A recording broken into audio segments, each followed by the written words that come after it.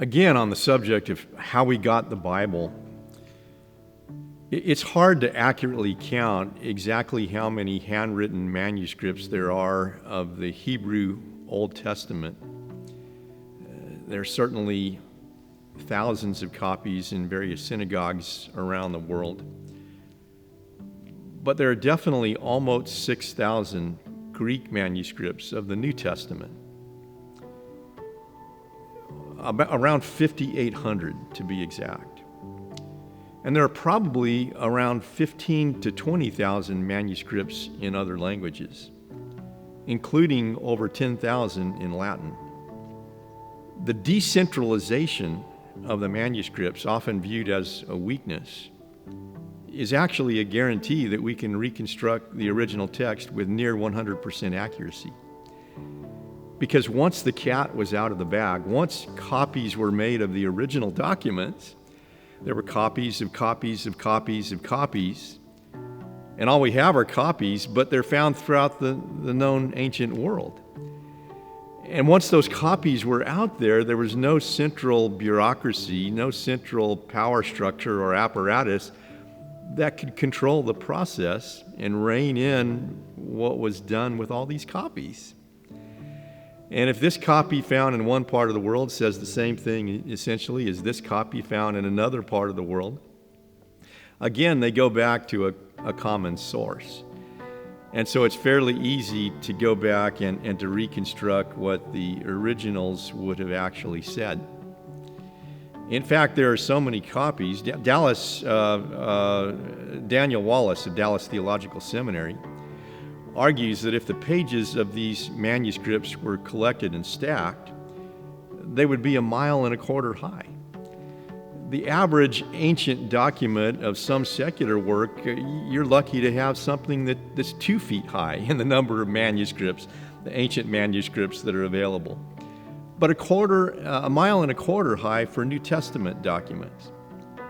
He also says that the average size of a Greek New Testament document is 450 pages long, which means there are about 2.5 million pages of Greek text of New Testament documents, not counting the versions in other languages.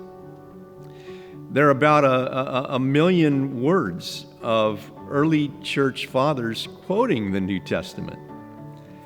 And so between copies in other languages, Greek text of the New Testament, Greek itself,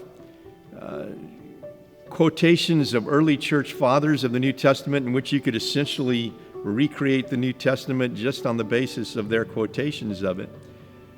We have a wealth of abundance from which to accurately recreate the original text. Let me give you another illustration which may drive the point home. If Aunt Martha has a cookie recipe and she entrusts it to her nieces, or she entrusts it to just 1 or 2 nieces, and they in turn make copies and copies of those copies and copies of those copies and get Aunt Martha's brilliant recipe out there. If Aunt Martha dies and that original autograph goes missing, does Aunt Martha's cookie recipe suddenly disappear? No, you've got multiple copies of copies of copies, and it's from them that the original can be reconstructed. And probably most of them say exactly the same thing. And that's exactly what you have with these New Testament documents found in museums and monasteries all over the world. We have great reason to be able to reproduce the biblical text with a high degree of confidence.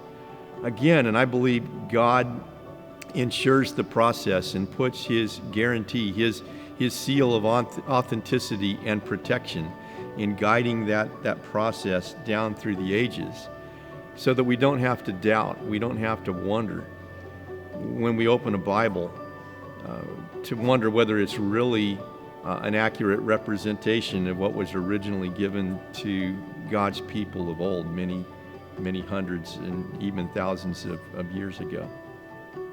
If you'd like to learn more about all of this, you can visit our website at santaclarachurchofchrist.com.